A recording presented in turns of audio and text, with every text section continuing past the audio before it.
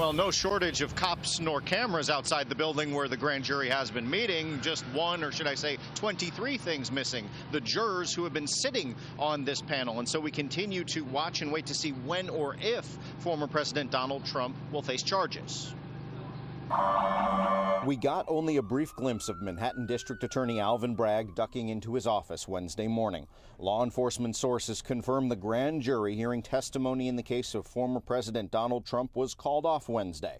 Over the past several weeks, the panel of 23 people have been meeting, usually on Mondays and Wednesdays, to hear from witnesses testifying about the source of an alleged $130,000 hush money payment the former president made to adult film star Stormy Daniels. Mr. Trump himself indicated over the weekend the probe may be nearing its end and his arrest was imminent. He called for protest, setting off a flurry of activity in lower Manhattan.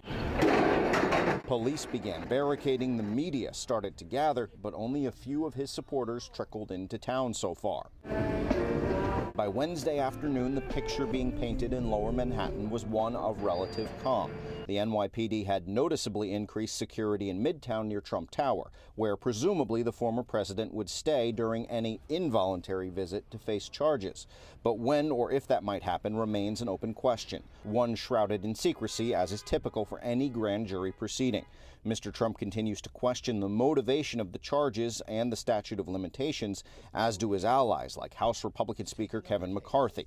House Republicans are now seeking to hold a hearing on Bragg's investigation. The borough DA who's taking up a case of a person who's a nominee for president, don't talk about party or the name, who others have already looked at and says it doesn't work, who's more than 7 years beyond the status of the time. It has prompted Democrats, including lower Manhattan Democrat Dan Goldman, to say Republicans are the ones weaponizing the government for a political purpose. The only reason I can surmise that they're doing this is to try to intimidate and potentially obstruct the investigation and prosecution by the Manhattan District Attorney.